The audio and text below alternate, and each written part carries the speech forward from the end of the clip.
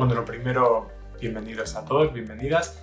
Lo primero hay que hablar qué es el trastorno de ansiedad generalizada, que es un trastorno mental que se caracteriza por una preocupación, diríamos, excesiva y persistente. A diferencia, y hay que verlo, de la ansiedad cotidiana, en la que las preocupaciones suelen ser más específicas o más transitorias, el TAG, trastorno de ansiedad generalizada, implica una preocupación crónica que va a abarcar varias áreas de la vida de paciente, desde temas laborales y familiares hasta situaciones muchas veces menores y cotidianas.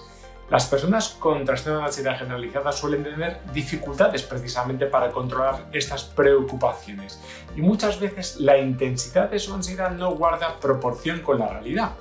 Una detección adecuada y a tiempo es crucial. ¿Por qué? Porque nos permite iniciar un tratamiento temprano y esto mejora significativamente la calidad de vida del paciente y además reduce el riesgo de que la ansiedad se cronifique o se derive en otras complicaciones como puede ser la depresión.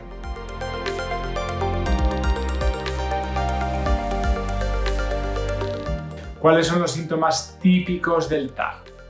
Pues incluirían la inquietud o la sensación de nerviosismo, que puede ser constante, que puede ser también intermitente, la fatiga, que a menudo se da por ese agotamiento, ese run, por ese agotamiento mental y físico, porque son personas que están en un estado constante de alerta.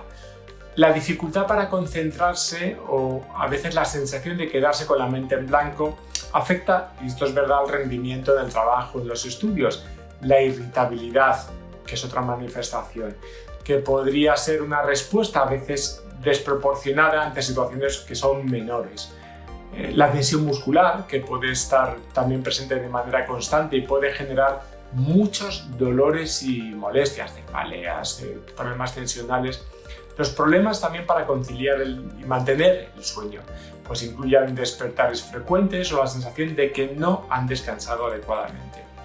Otros síntomas, además de los físicos, serían los síntomas mentales, es decir, en forma de pensamientos intrusivos, que ya sabemos que los pensamientos intrusivos son aquellos que no hemos elegido pero que permanecen aquí. Y estos pensamientos intrusivos se centran en las preocupaciones normalmente o las sensaciones de pérdidas de control. Sobre dichas preocupaciones hay una visión catastrofista de los problemas, incluso aquellos de menor importancia. Para establecer un diagnóstico de TAG, estos síntomas deben presentarse, y eso hablamos en la guía, de manera continua durante al menos 6 meses y afectar de manera significativa en la vida de la persona.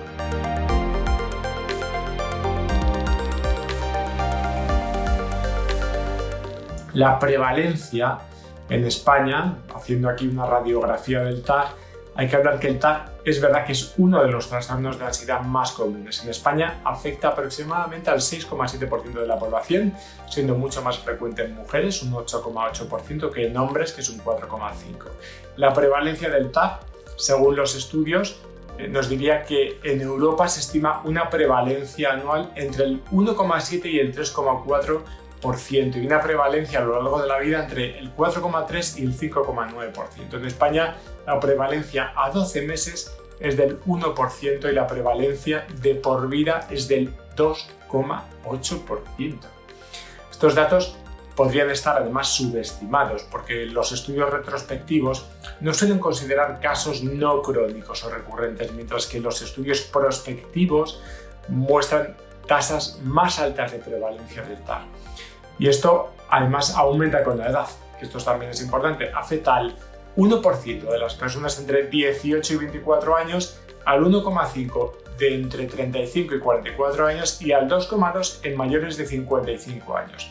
También hay estudios que indican más altas tasas en mujeres jóvenes, entre 18 y 24 años, que pueden alcanzar a un 2,7% de la población. Además, el TAG es más común en personas con bajo nivel socioeconómico y entre quienes realizan tareas domésticas. En la atención primaria, el TAG afecta al 11,7% de los pacientes y es el trastorno de ansiedad más frecuente.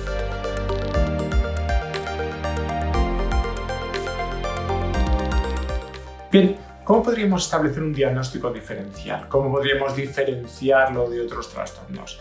Vamos a tratar de hacer identificación y descartes. Porque para realizar un diagnóstico adecuado del trastorno de ansiedad generalizada es fundamental llevar a cabo un diagnóstico diferencial, en el cual descartamos otros trastornos de ansiedad y problemas de salud mental o física con síntomas que pueden ser similares. A continuación, pues vamos a ver algunos aspectos claves para diferenciar el TAG de otros trastornos. Se diferencia del trastorno de pánico porque en el trastorno de pánico la ansiedad es continua y se centra en preocupaciones persistentes, mientras que en el trastorno de pánico se caracterizaría por ataques de pánico súbitos e intensos que aparecen sin previo aviso y acompañados de síntomas físicos como palpitaciones, sudoración y falta o sensación de falta de aire.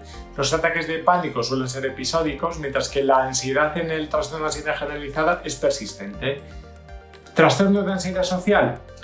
Pues aunque ambos indican ansiedad, en el TAG no está centrado en el miedo a la interacción social o al juicio de los demás, que es específico a lo mejor del trastorno de ansiedad social. En el trastorno de ansiedad social la persona experimenta un miedo intenso en situaciones de exposición pública o de evaluación por parte de otros, lo que puede llevar un poco a un aislamiento. En el trastorno de ansiedad generalizada las preocupaciones son más amplias y abarcan diferentes áreas de la vida cotidiana. Se diferenciaría del trastorno obsesivo compulsivo, el TOC, en que en el TOC la ansiedad surge de pensamientos intrusivos, obsesiones, y se intenta reducir mediante comportamientos repetitivos, que son compulsiones. En el TAG las preocupaciones son más generales y no se acompañan tanto de compulsiones específicas.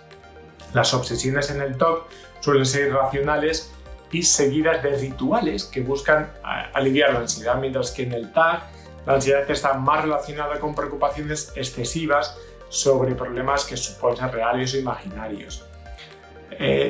En cuanto a la depresión mayor, la comorbilidad entre el TAG y la depresión es verdad que es muy frecuente. Es importante evaluar si el estado de ánimo bajo es primario, o sea, es decir, es propio de la depresión, o si es consecuencia de la ansiedad crónica mantenida en el tiempo.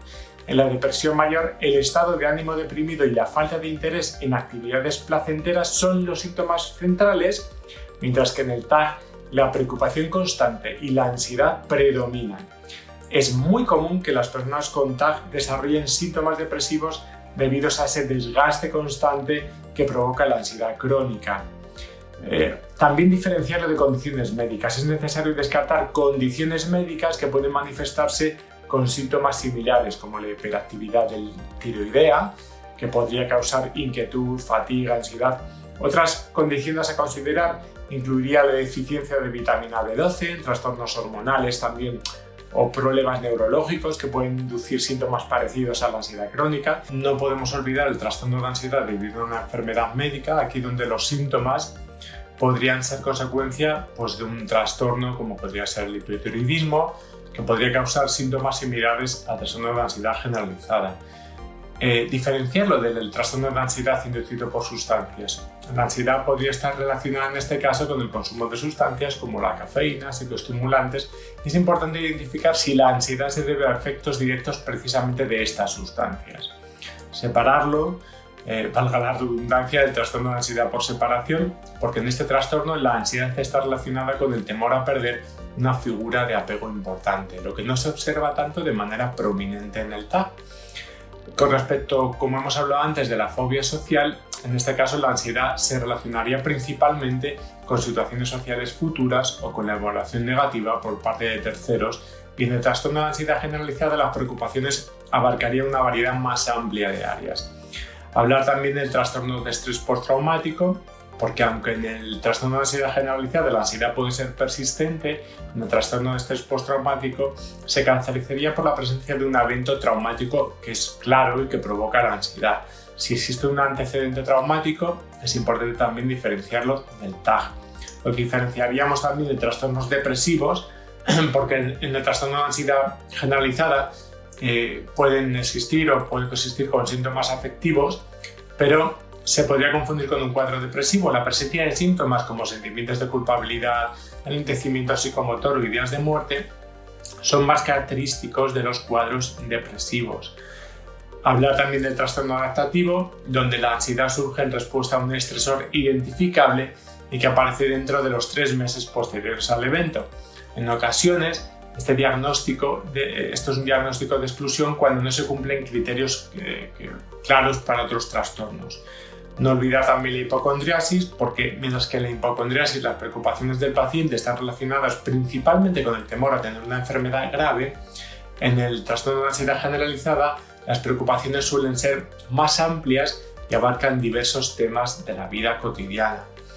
No olvidar el trastorno bipolar y los trastornos psicóticos, porque la ansiedad y la preocupación pueden ser síntomas secundarios en estos trastornos. En estos casos, el diagnóstico de trastorno de ansiedad generalizada solamente es válido si la ansiedad persiste fuera de los episodios de descompensación.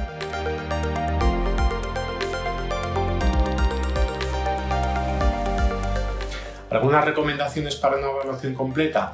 Bueno, tendríamos que ver que la guía habla de recoger una historia clínica detallada que puede incluir antecedentes familiares de ansiedad y de depresión, así como el inicio, la frecuencia y la intensidad de estos síntomas. Esto incluiría investigar posibles desencadenantes y los factores que agravan o que alivian la ansiedad.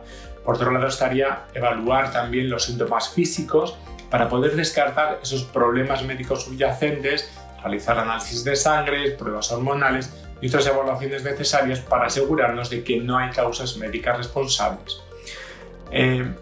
Se recomienda utilizar instrumentos de evaluación estandarizados como cuestionarios de ansiedad para poder medir la intensidad de los síntomas y para poder monitorear el progreso. Y también es útil aplicar cuestionarios para poder detectar depresión o otros trastornos que pueden ser comórbidos.